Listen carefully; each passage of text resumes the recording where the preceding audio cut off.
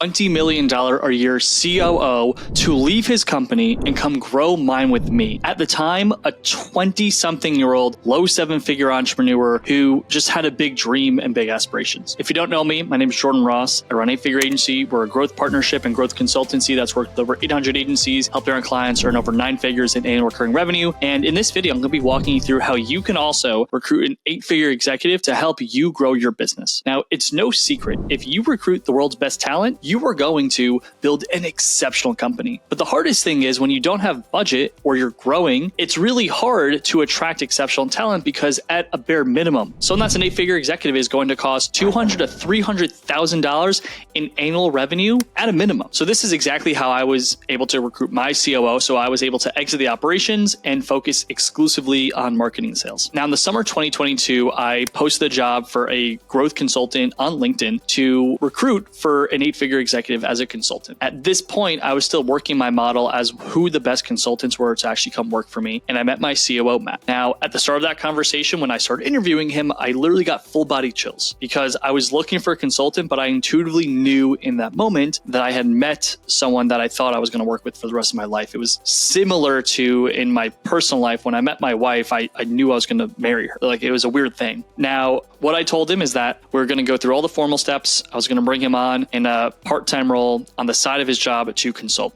And that's exactly what we did. We brought him on part-time. I trained him up on how to do everything we do at 8F. He consulted a bunch of clients. He led amazing results and he proved himself. And for you in your business, if you're looking for great talent, you could oftentimes find people that are looking for side hustles that are super talented and they have their foot halfway out the door because there's a lot of exceptionally talented people who might get paid a lot, but they might not be valued. They might not be seen or appreciated. There could be so many different reasons, but really talented people also sometimes just can do their work really fast. So they're looking for other part-time gigs. So when you're posting and recruiting, one of the things I want you to consider is to be open-minded and bring on people in a part-time or even a micro function. Give 1, 2, 3 accounts to an account strategist or bring someone in that could work with a few different clients just for the sake of testing them out. When I did this with Matt over time, I started to build trust. I pitched him and I sold him on what my vision was for the company and what I really wanted to do in the marketplace. And he bought in. He learned as we got to work with one another what it was like to work with me, how he enjoyed working with me, how we made a good team and we were a good fit. We really got to go through what I would call the dating phases of recruitment. And I think when you recruit people on a micro basis, it allows you to mutually fill one another out. This is one of the biggest hacks at 8F. We recruit all of our consultants at first on a part-time basis where I want people that are 8-figure executives. I want people that are running 8-figure companies and 8-figure agencies. And I pitch small clients, guys that are doing like 10 to 15K a month who don't have budget for our services, for them to work with a new consultant because they're going to be able to get something for budget. They're going to be able to work with a really talented person who just has to learn our models. Now, with Matt, when I was in the courting process and trying to recruit him into my company, I was able to ask him what he wanted to earn on an annual basis, what I had to do to be able to recruit him in. And if you're thinking about recruiting someone, this is probably the most important function of recruitment. You have to ask your prospects, the people you really want to work for you, what they need in a working setting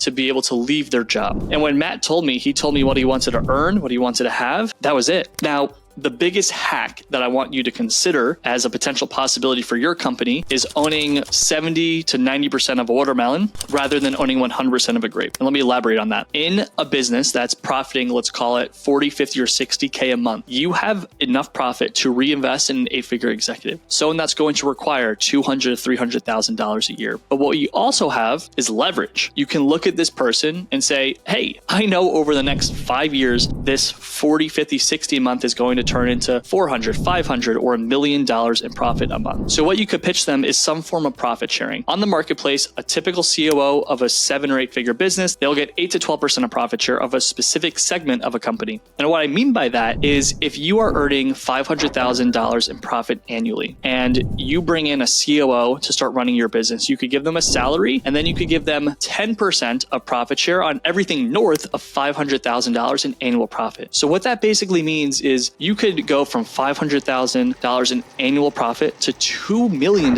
in annual profit, 4xing your profit with the help of someone. And by the time you're earning $2 million in profit per year, you will personally take home $1.85 million. And that COO, who you gave them 10% of the upside, by the time you're earning $2 million in annual profit, they will take home an additional $150,000. So for you giving up 10% of the upside of your company, which this is the big secret how to recruit amazing talent, give them a small portion, a specific percent of the upside of profit, give them a base salary, the numbers are amazing, right? Because you can give them a competitive wage, give them ownership and vested upside interest in your company. So as they grow your business, they'll make more money. But for you, by the time you're doing $2 million in profit annually, you're still going to be taking home an insane amount, $1.85 million in annual profit. So it's a no-brainer. So this is exactly how you can do the same. Now, if you're watching this and you've received value, first and foremost, like and subscribe to my channel where I could show up every week on your feed and give you valuable insights on how to scale your business. If you're struggling and you're wanting extra resources, go to the link below and get some of my trainings so you can actually grow your company as well. And if you need support and want a consultation, either to learn how to grow your business or get a free roadmap on how to do so, go to the consultation link below where we can help you. Thank you.